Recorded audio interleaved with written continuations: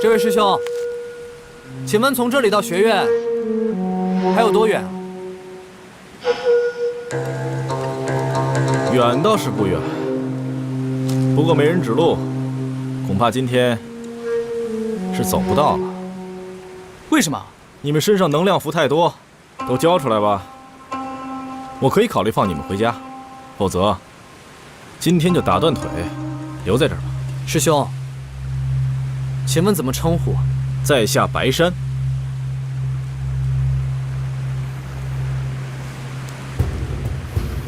吃我一拳！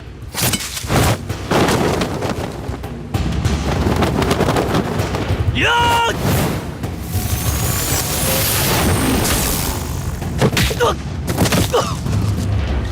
秋雅，李秋雅，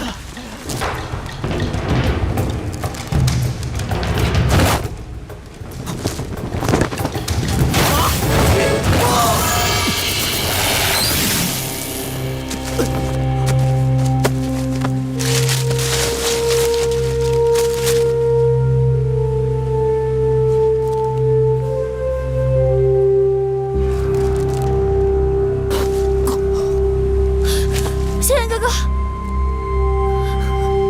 有点意思，难怪黑白双煞吃了本。再来，七哥，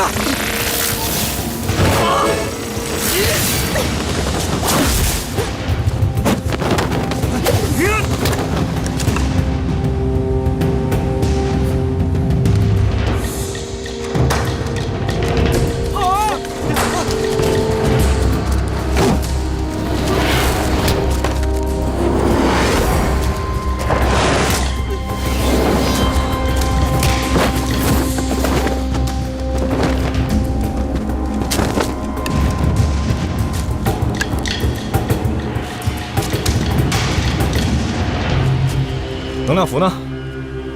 交出来吧。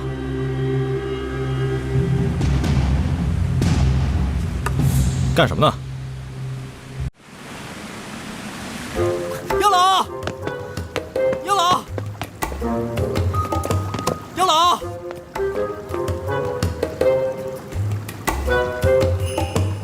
杨老，杨老，干嘛？外面有一个人我打不过，你有没有办法？有点出息行不行啊？那个人高我一个大境界，根本没法打啊！你手脚那么笨，打不过的人多了去了。走吧，让我再睡会儿。哎，哎，不行啊，打不过我连学院都进不去。哎呀，我拜托你饶了我行不行啊？你打不过就进来问，马上可以把你教会的，那叫神仙。不行啊，药老，我们要是打不过，我们就完了。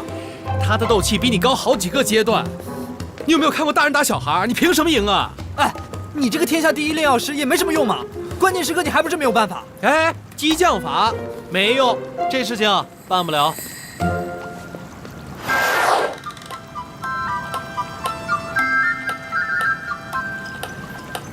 哎，能不能松手？你不教我，我就不送。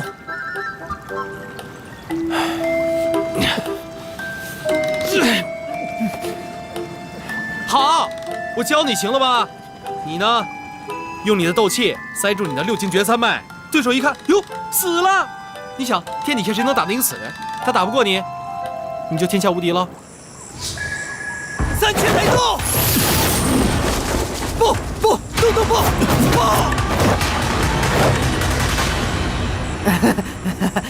那个师哥，这个斗技我就只会一苗，其他的我还没学会呢。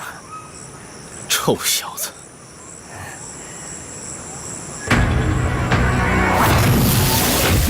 萧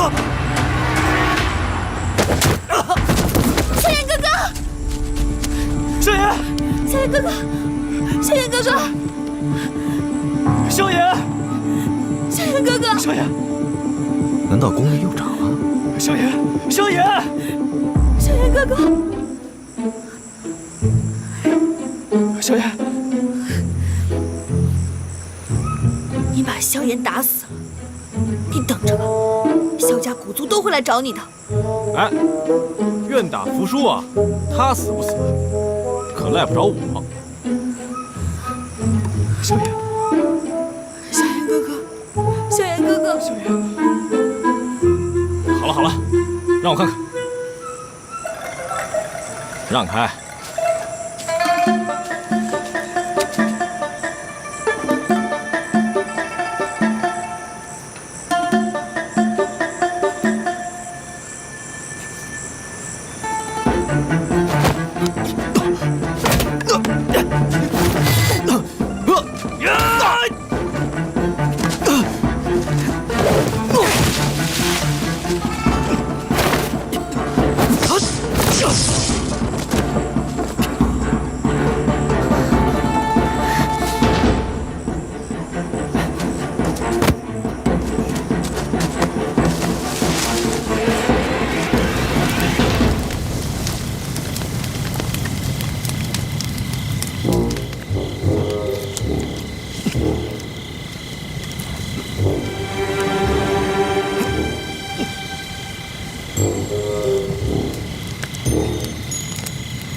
卑鄙，无耻！你来抢我们的东西，你还说我们无耻？有本事把我放出来，咱们凭真本事打！真本事打不过你，你就在这待2年吧。等我练好了，我会来找你的。哎，可是等2、3年，都饿死了吧？那我就永远都打不赢了呗。为什么呢？因为人再厉害，他也打不过一个死人啊。白山师兄可是校园里的不败传说啊！啊！放我出去！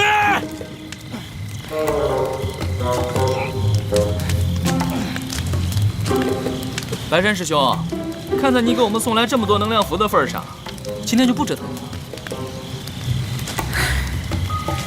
等我们到了学院啊，会叫你的朋友把你给挖出来的。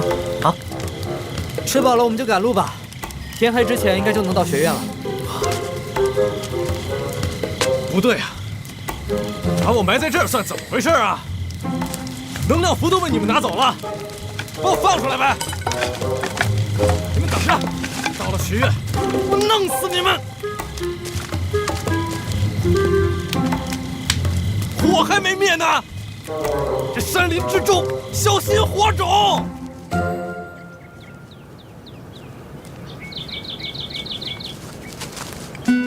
没进学院之前，我以为这届新生我是最强，没想到人外有人，天外有天。哎，你怎么练的？斗气这么强？哎，对啊，快说呀！我斗气增长的特别慢，能不能教我怎么练气啊？我知道，萧炎哥哥的实力，那可是天赋加汗水淬炼成的。天赋呢，9岁的时候就有9段斗之气；汗水呢，每天朝9晚9，刻苦练功。你们要赶上他，那可得下苦功了。行了，薰儿，没那么夸张。我啊，也有很长一段时间的低谷，不过还好，没有放弃，也算是熬过来了。啊，9岁就9段斗之气，那我不就这辈子也当不了斗者了？怎么可能？迦南学院呢，培养出了无数的斗者，只要你进了学院，以后一定可以走上斗者之路的。这次咱们黑角域试炼，少了谁，谁也过不来。以后啊，咱们也算是同生共死过的兄弟了。以后有什么练功的问题，尽管问我。好，我也可以教你。还有我，谢谢你们。哎，那你也可得好好教我们啊。没问题。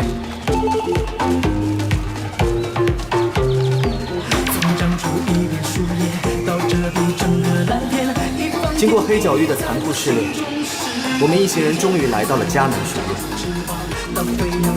千年以前，斗帝把毕生的造诣保留于此，更留下了正义精神的种子，指引斗气大陆上的年轻人对抗黑暗，战胜邪恶。我们将在迦南学院学习斗气、炼药和功法斗技，也从此担起对抗魂殿、守卫光明的人生使命。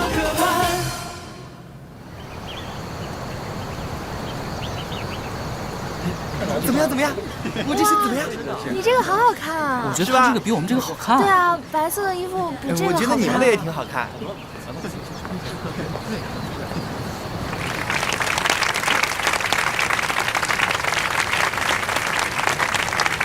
各位老朋友、新同学，大家好，我是米腾山。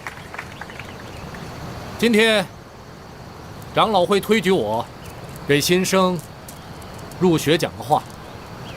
我这个人呢，最不会讲话了，尤其是看到新生们在黑角域森林里边跋涉了3天3夜，又累又饿，而学院的食堂里呢，已经放满了食物，你们还要站在这里听我讲话。我是实在是过意不去。不过，重要的事情还是要讲的。关于学院的重要性和意义，以后会有老师和你们细讲。我只讲2个大的规则。第一，迦南学院只有1任院长，那就是斗帝。如今他老人家已经不在了，学院由长老们集体管理。也就是说，你们进入了学院，就都是斗帝的学生，就要做好终身与血宗、与魂殿、与北方极寒之地的邪派做斗争的准备。如果你们要是不同意，现在就可以离开，以免误人误己。第二，学院严禁私斗，任何私斗的学生都会被严惩、停课、禁闭，直至被开除。你们要想打架呀，可以去斗技场公开贴告示，公开比试。以上这2个规矩大家都记住了，那我的话也就讲完了。我祝所有的学生学业进步，生活愉快。现在你们可以以最快的速度进入学院了。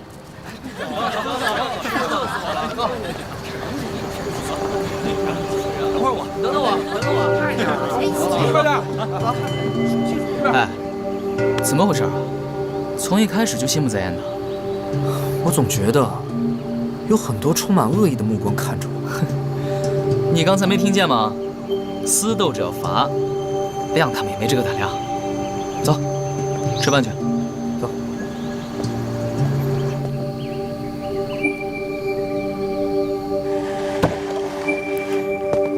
那这就是你们的房间了。哇！从宿舍区出去，东边有几家很好的店，什么功法呀、课本啊，都在那儿买。想买什么就去那儿。要想来点什么稀奇古怪的，赶上节假日，去学生们的跳蚤市场。谢谢你啊，师哥。嗨，客气什么呀？不是，您不是来找我们麻烦的呀？嗨，我这人啊，跟黑白双煞他们俩不一样。等明年你们成了老生，你们也会去黑角域抢新生，这是丛林教育，进校都得过这一关。难道我还真差你们这点能量符不成？师哥，能问你个事儿吗？问吧。我们刚一路上楼，怎么没人理我们？你们在黑角域洗劫老生出那么大风头，新生都害怕老生报复，谁敢跟你们亲近啊？所以我们4个住在一块儿，就是等着老生一锅烩呗。他们什么时候来啊？嗨，师弟，不要那么大脾气，这又不是黑角域，谁敢私斗啊？你就提防黑白双煞他们俩就行了。他们2个特别小心眼儿，他们看上的师妹不让别人追，抢了能量符也从来不分给别人。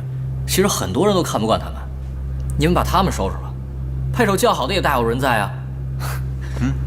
走，我带你们去逛逛，怎么样？哎，那你们先去，我打扫一下房间。走，走。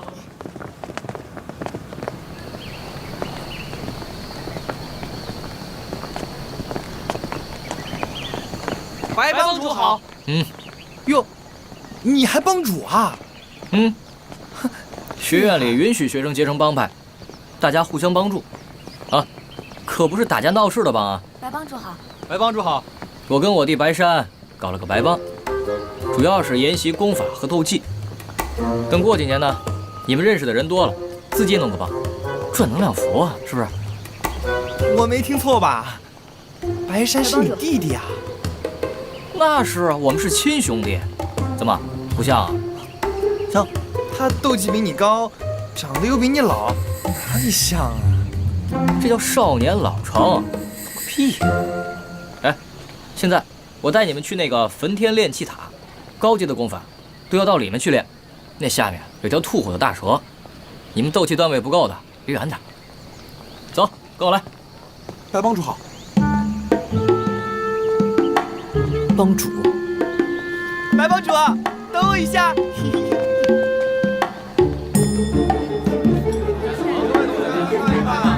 每周的休息日和节假日，学校里边开跳蚤市场，大家都把自己的宝贝在这交流一下。赚能量符主要靠这个。到这儿来的没有穷孩子，只要你的货色够亮，活土赚翻了。来看一看了，同学们，低级别的小魔兽。这飞龙翅啊，就是不太稳定，要使用一段时间才可以。给你个优惠，每年免费给你做个维护。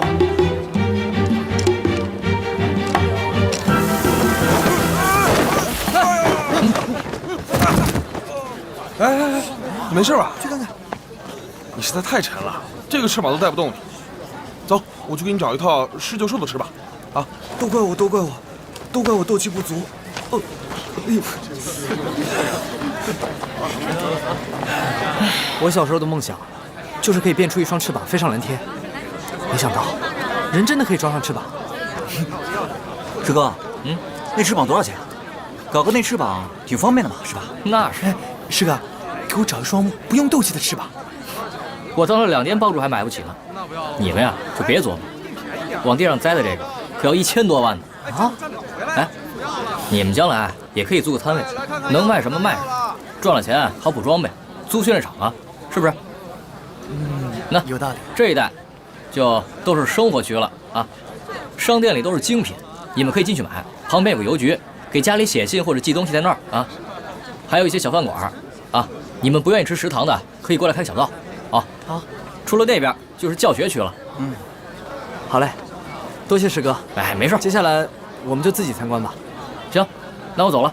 哎，师哥慢走啊！师哥慢走。哎，你们先逛着，我去看下轩儿。啊，去那边看看。走。开始投票啊！喜欢谁就投谁，看好谁就投谁啊！投白山的放这边，白山赢的几率非常大。投古卡的放这边，古卡是一匹黑马。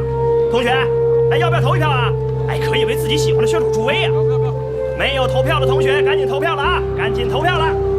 这场比武到底谁胜谁负，拭目以待。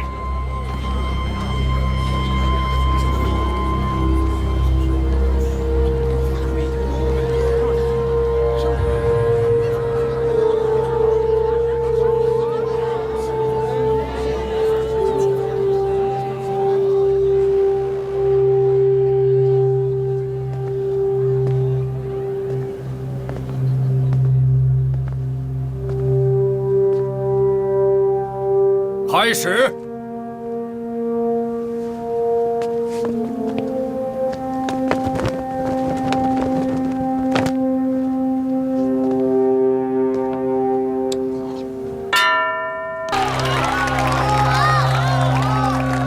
咱们能在这白山面前通过那黑角域试炼，真是侥幸啊！是啊，这2个人根本不是一个层次的，打不到第2局了。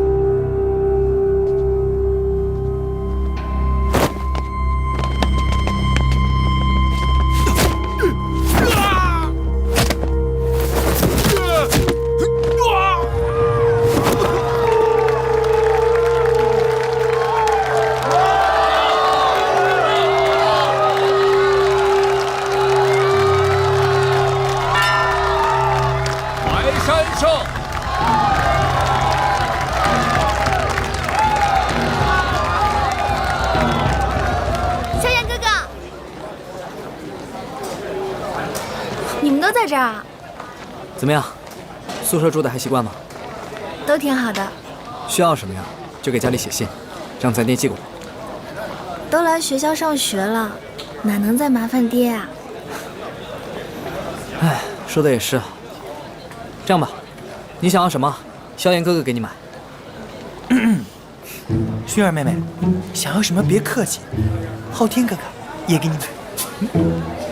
哎，薰儿，你在宿舍里有没有结识其他的师妹？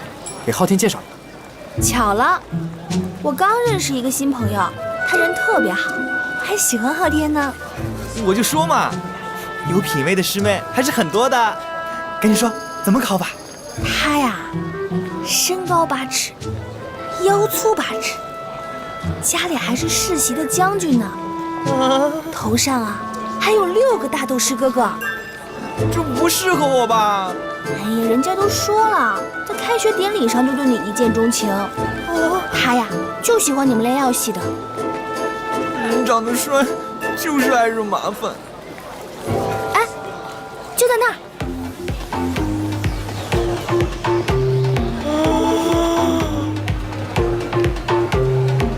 从长出一片树叶，到这里整个蓝天，一方天地在我心中石破境迁。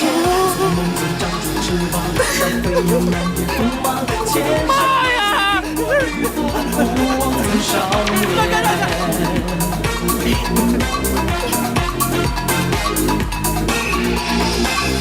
我要历尽磨难，我要一往无前，我要竭力闪烁的剑，我要在每个高高可攀。大家都看到了吧？这斗技呢有3技，而虎家同学他全犯了。这第1技呢就是快，斗气旋凝结不扎实，漂浮无力就出拳。这就好像打鼓的人，节奏虽然紧，鼓点却混成了一片。这第2技呢就是僵，正式交手的时候，对方是一定具有攻击能力的。如果在变化中不能及时的做出调整，而像和在家里练功一样，那么你们出门一定会吃大亏的。是啊。这么再来。不打。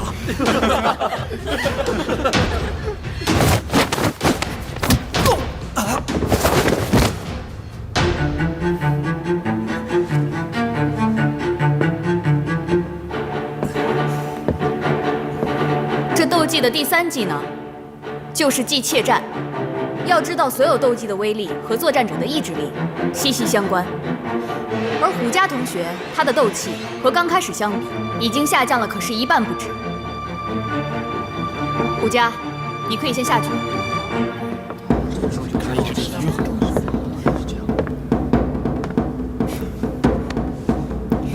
下一个，谁来？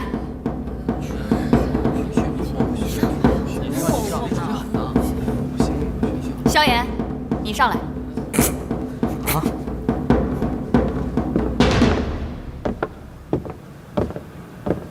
若莲老师，可是我只会5行拳。那你就使出你最强的一招，让我看看。是。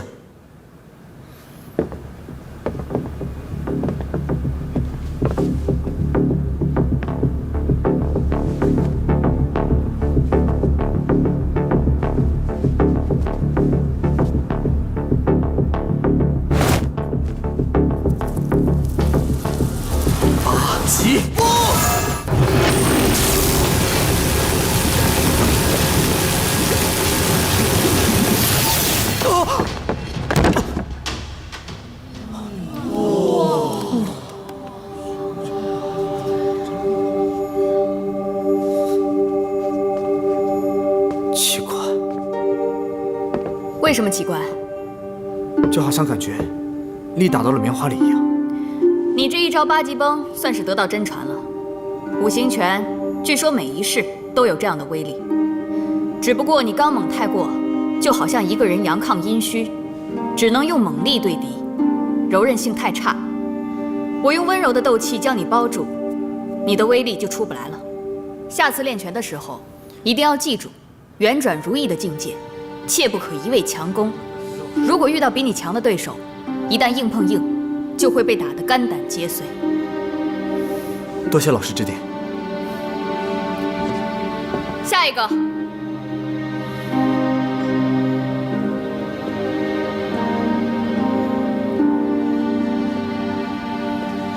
胡佳同学，上课的时候不要睡觉。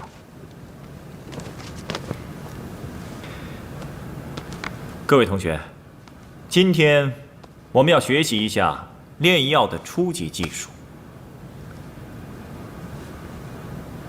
在你们的桌上放着这样一根草，它就是传说中的巨灵草。此草非常之娇嫩。记住，炼药就是炼火。如果你们能够将火掌控到随心所欲的地步，那么药也就炼到一半。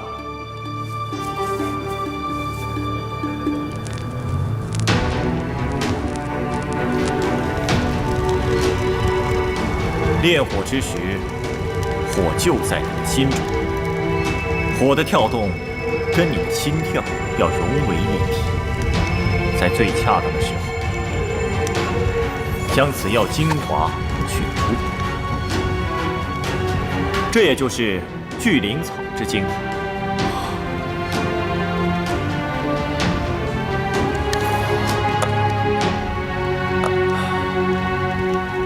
在你们桌上放的此物呢，名为龙须木。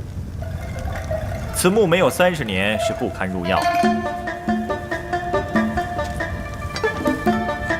这个时候需要大火猛攻，注意火的角度以及温度。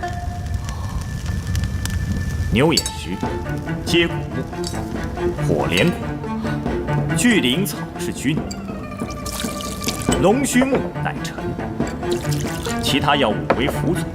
火是母，药为子。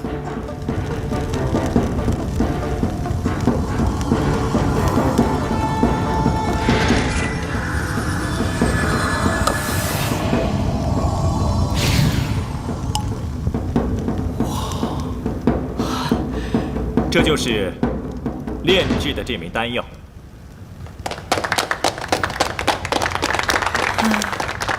此为一枚伤药，内伤外伤均可以使用。以后炼药系同学会学到更多的东西。至于斗技系的嘛，你们学习一些跌打损伤的药物也就可以了。下面你们自己试一下吧。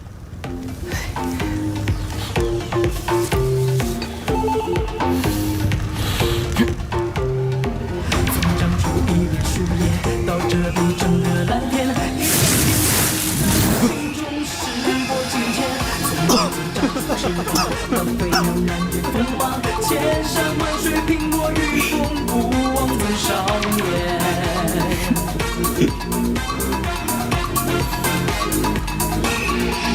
巨灵草精华炼制的时候一定要量大，否则龙须木放进去之时就容易爆炸。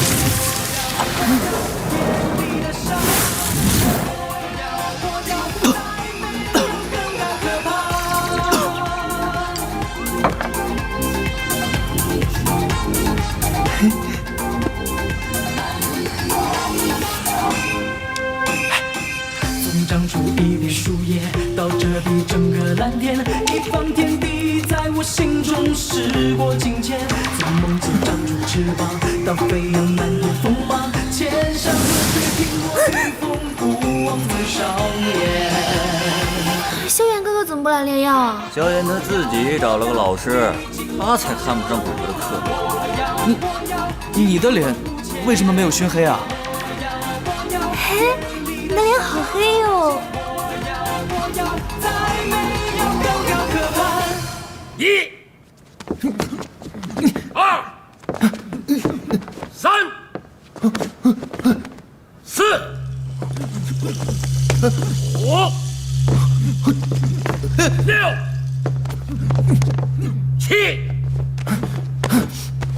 哎！停！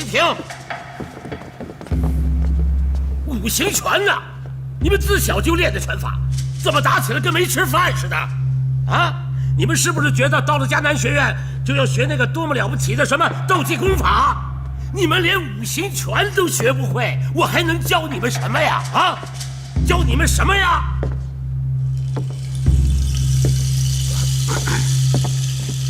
听好了，下面请韩长老给大家训话。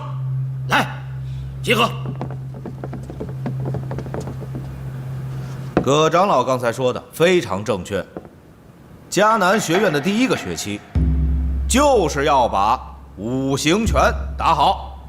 我知道，你们没人看得上这套拳，因为它太简单了。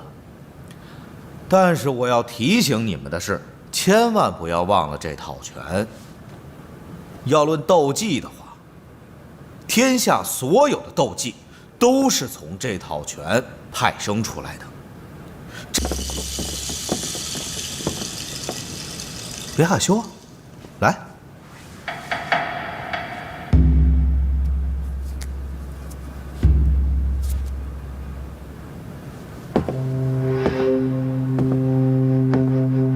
如果我没猜错的话，应该是8级棒。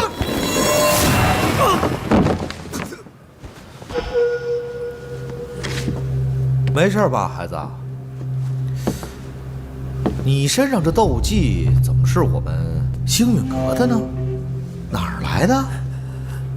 我看啊，要在你娘叛徒的罪名之上，再加一条私传斗技的罪名，这叫盗仿罪。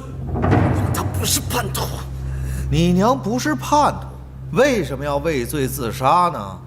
还有，如果他不盗仿的话，你身上这星陨阁的斗技是哪儿来的呀？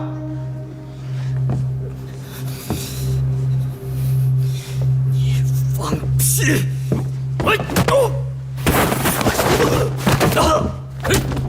你敢对长老这么说话？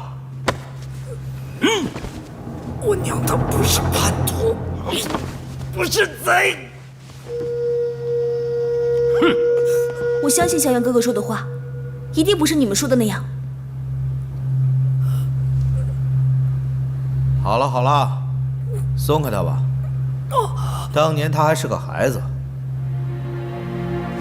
倒是我有些失态了。大家加紧练习。罚你今天结束之后，把训练场打扫得干干净净。哼！我告诉你，以后再对长老说这种话，我打得你后悔都找不着哭的地方。看什么啊？看什么？听口令，继续训练。1、2。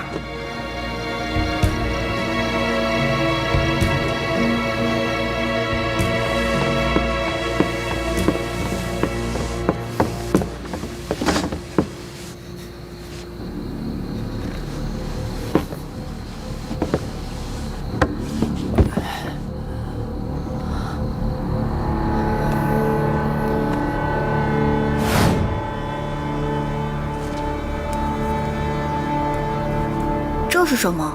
这是娘给你的礼物，带上。以后无论什么情况，都要好好保护这个娜姐。娘，那你不要离开我了。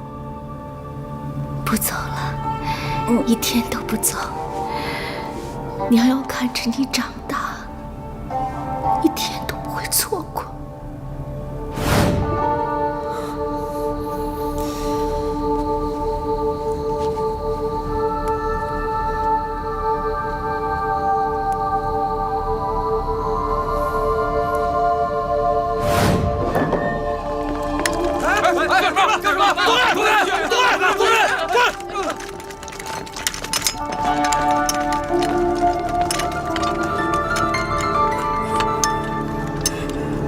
杀死师尊，勾结魂殿的鬼魂星给我交出来！古文熙就是个大魔头，他一路闯进我们星远阁，抢走我们的斗气功法，拿走药师尊的圣物神鼎。你们看看，这就是古文熙那个女魔头所赐，还有我身后的兄弟们，他们身上的伤也是他赐的。我想问的是，有谁亲眼看到我的夫人杀害药师尊了？萧族长亲眼看见的是药师尊的弟子，你夫人的师弟韩风。你快把古文熙交出来，要不然你们萧家就看不到明天的太阳了。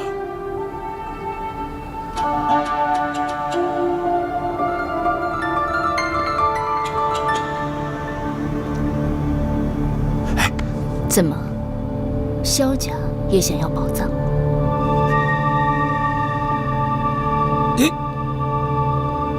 纳兰老爷子，云宗主，你们都活着回来了，怎么不告诉大家，你们都看到什么了？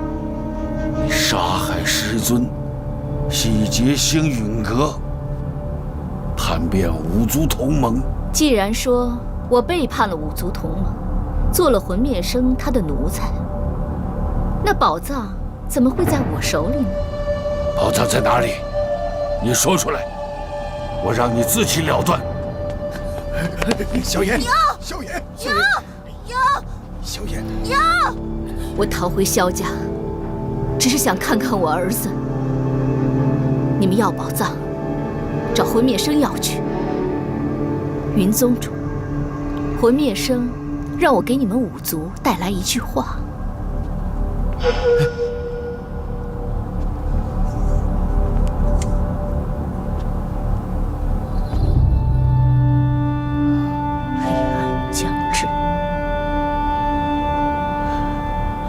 你也怕了？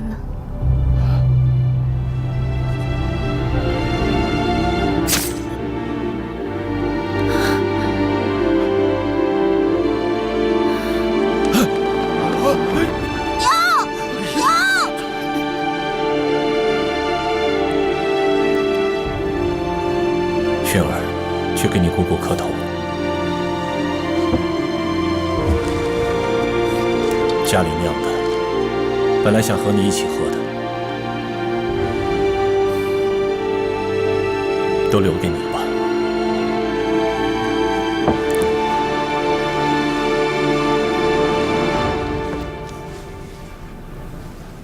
我把薰儿留在这里，以后就让她姓萧。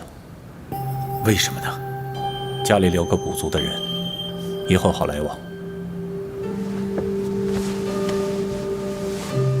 薰儿，在姑姑家，你要听话。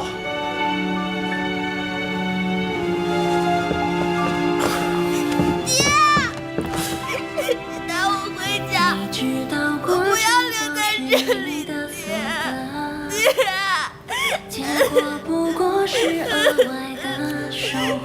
薰儿，爹以后每年都来看你。梦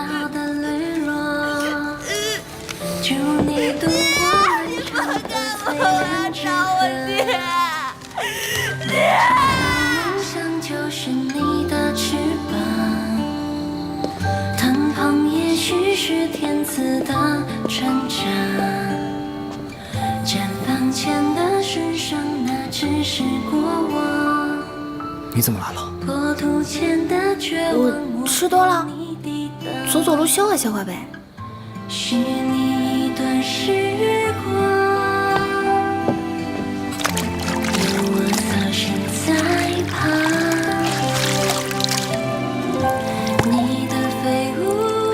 女孩子不可以做粗活。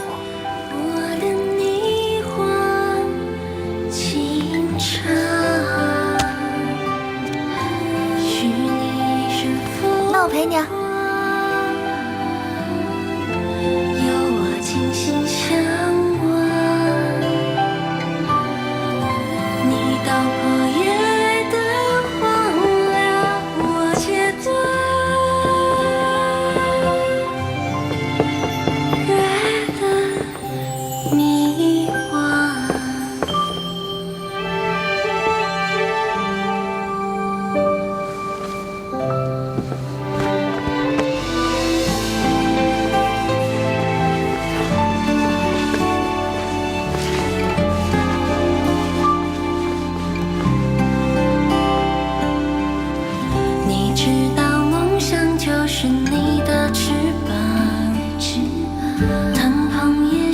是天赐的成长，肩膀前的顺伤，那只是过往。国土前的绝望，我陪你抵挡。许你一段时光，有我侧身在旁。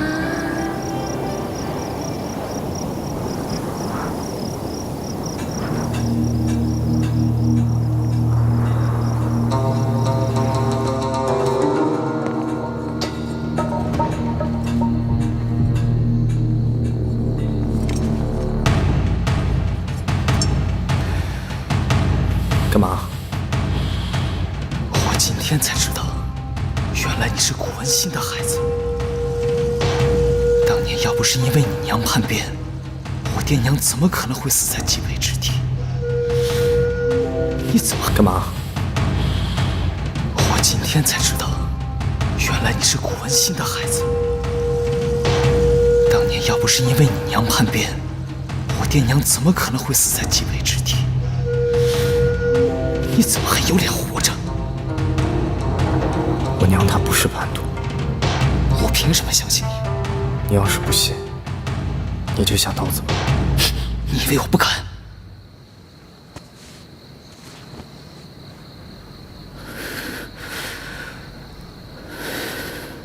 我娘她如果是叛徒，她何必千里迢迢的回来送死？我现在还活着，就是要替她报仇。天下人都知道，顾文新投靠魂殿，叛变师门。这句话是我最后一次听你说，下次你再说，你要是不杀死我，我就杀死你。你说的都是真的。睡觉吧，真有精神。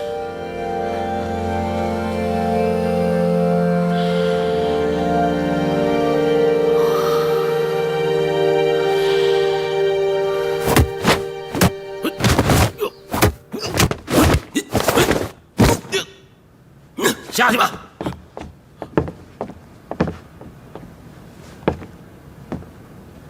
小野，来。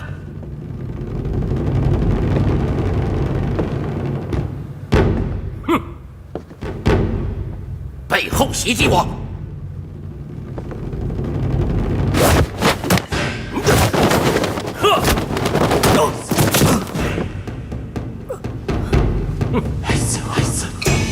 萧炎呐，你是废物吗？你是废物，啊？就这点本事？罚你啊！结束之后继续好好打扫卫生。哼！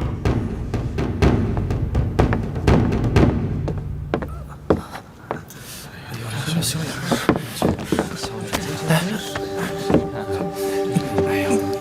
没事吧？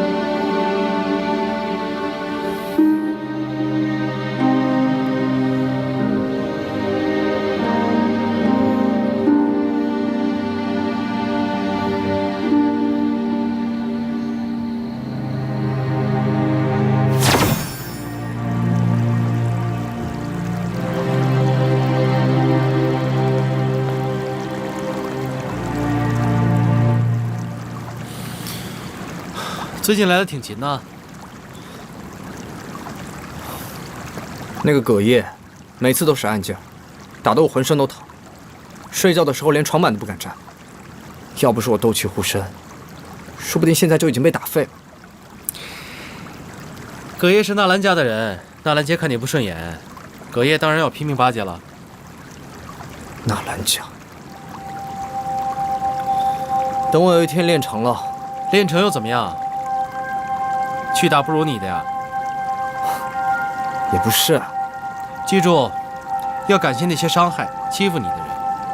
如果不是他们，你哪能那么精进？过来吧，教你些新的。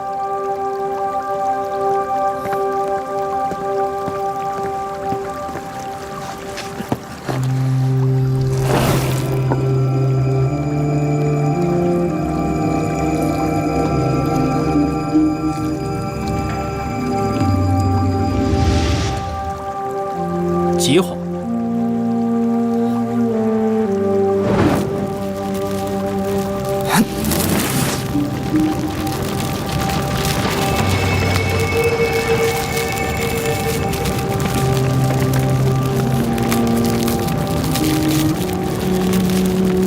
取药。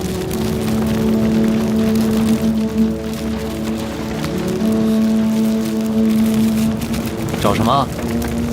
找勺子。你当我这是初级课堂啊？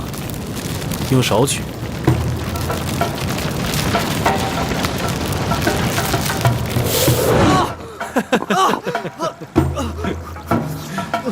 你真是笨出水平了！让你用手取，是用斗气吸。你金刚不坏之身啊，还直接拿手往里面捅。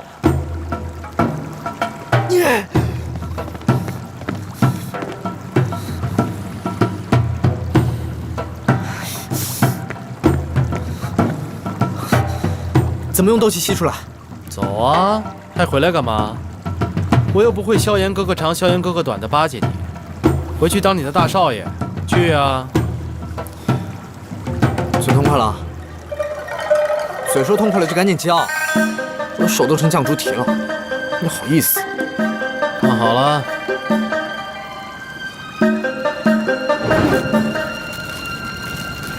要把草药中真正的灵液提取出来。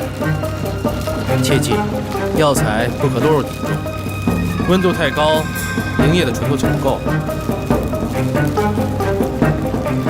重点在要把斗气形成斗气旋，这个气旋可大可小，但要小到可以精微掌握，让草药均匀受热。等到灵液提取好了，再用你的气旋把它移动到容器中。这需要充分的斗气，而且要可以精确的掌握。你就用你的小猪蹄慢慢体会吧。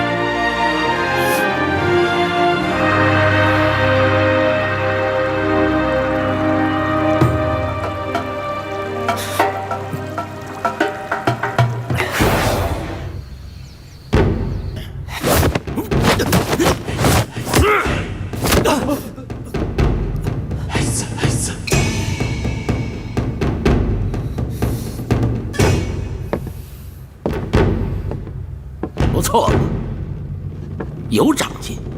那也是多亏了葛长老。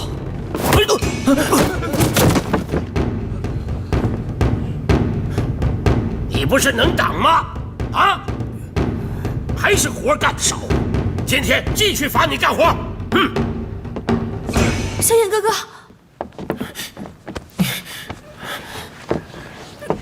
没事吧？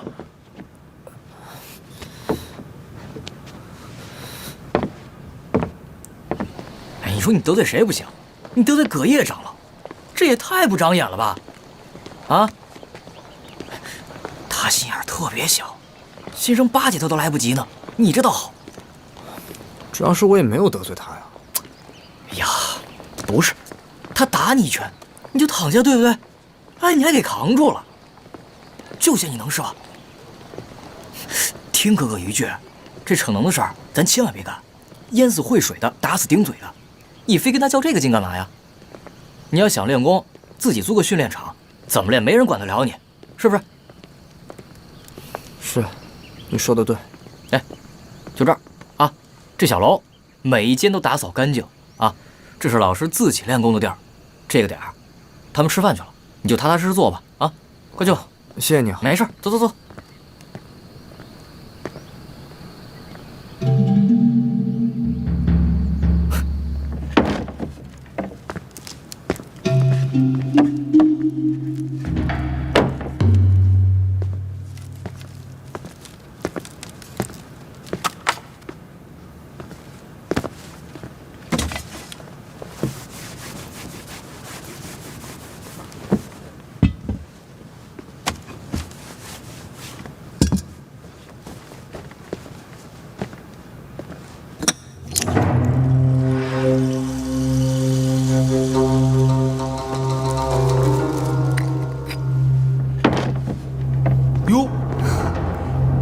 小子，敢到这儿来偷东西？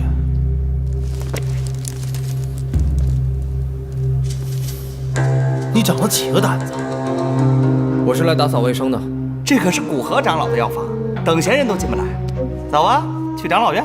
走吧，走吧。你敢打我？你打我一个？去长老院可以，可是我不是贼。今儿我们俩执勤，经过古河长老药房的时候，听见声音了。这小子运气不好，还没偷到手就被我们给抓住了。什么叫没偷到手啊？他还不承认。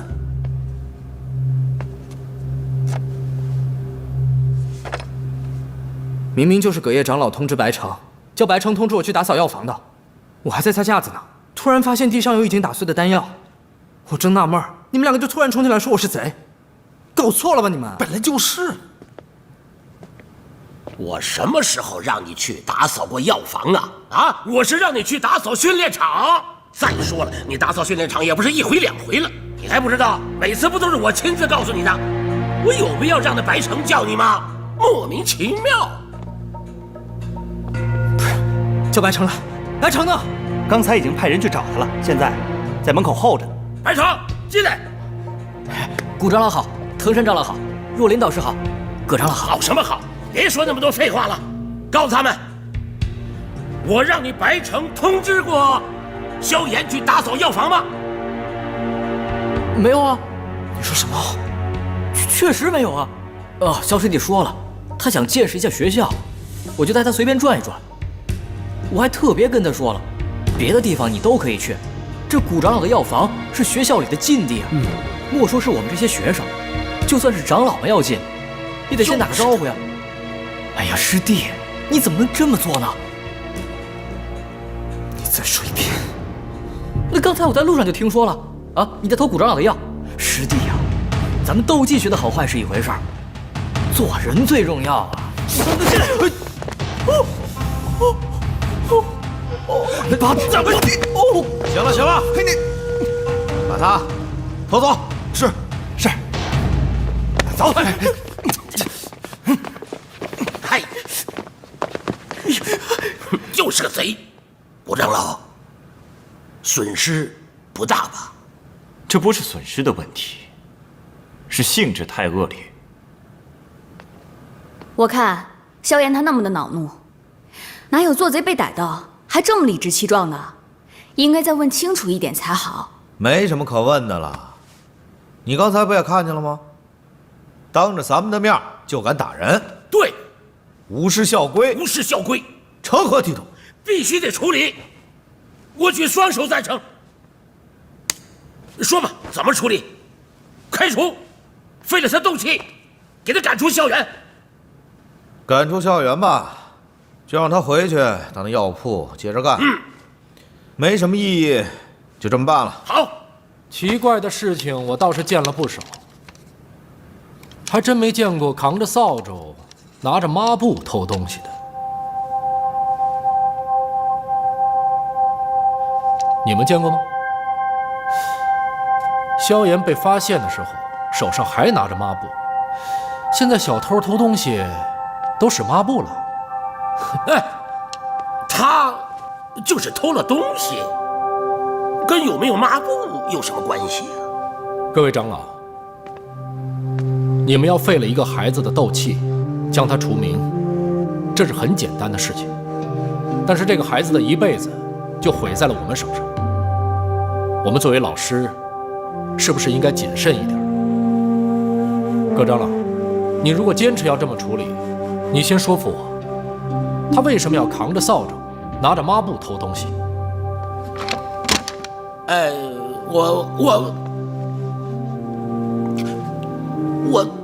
我哪知道啊？是啊，有人亲眼看见他偷了，他也不跑，反而跑去跟他们吵架。天底下哪有这么大胆的小偷？他打人，你总看见了吧？对呀。这怎么办？这怎么办？按照校规，罚他关禁闭，没有问题吧？那就这么办吧。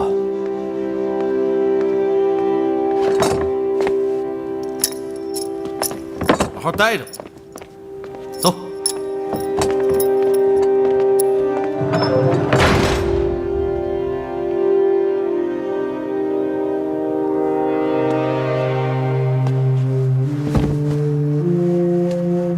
怎么办？气死我了！白城！怎么办？哎，怎么回事啊？你回来了？怎么萧炎被关禁闭了？还不是白城那混蛋勾结黑白双煞，污蔑萧炎，说他偷了古河长老的东西。黑白双煞是黑白混蛋。对。混蛋。那薰儿知道了吗？薰儿刚刚哭了，现在给萧炎送饭去了。喂，走开！干嘛？你干嘛？告诉你啊，你又不是不知道，学校禁止私斗。要是你也进去了，那我们怎么办？我说你个胆小鬼，你躲开！你回来！咱们不是不帮，只是得讲方法，对不对？那黑白双煞人多势众，我们就这么冲进去，不是找死吗？对呀。那你说，那怎么办？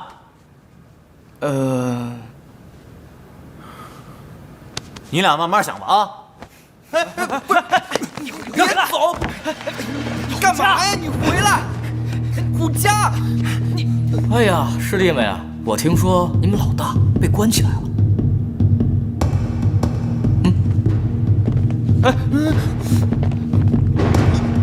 你要干嘛？我要干嘛？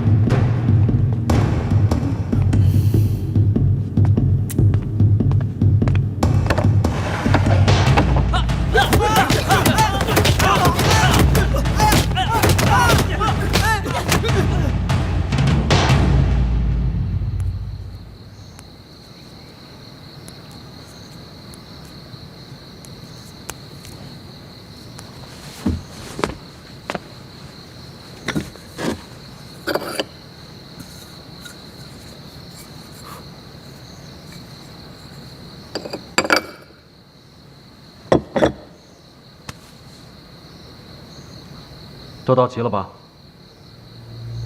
今天晚上，无论发生什么，全都烂在肚子里。爱说梦话的，自己把舌头割了。魂殿的大人到了吗？到了，走。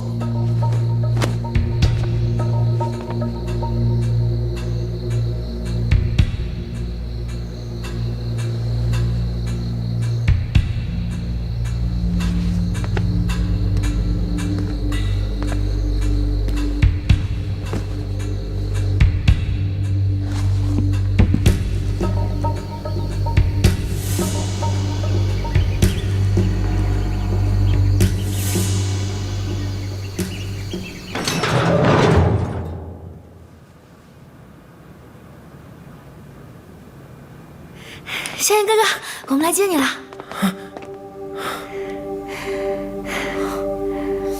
我们回去吧。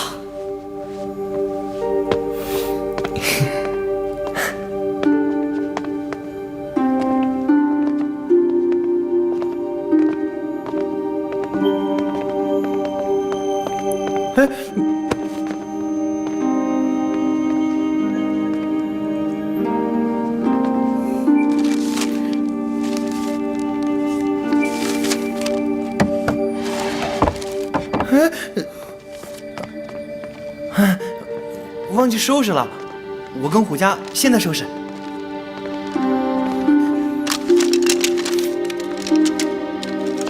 我被关了几天啊？3天。你们受了不少罪吧？啊，没事，能有什么事？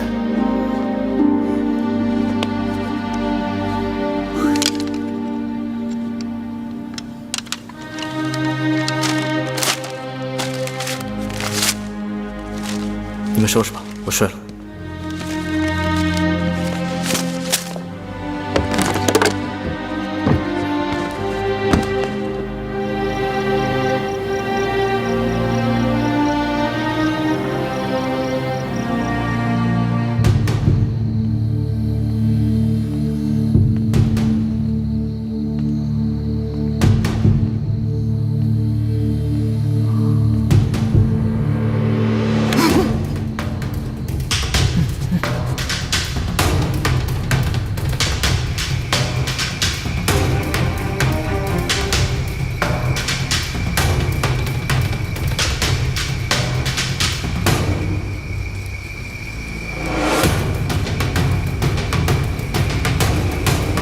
那里好像有问题。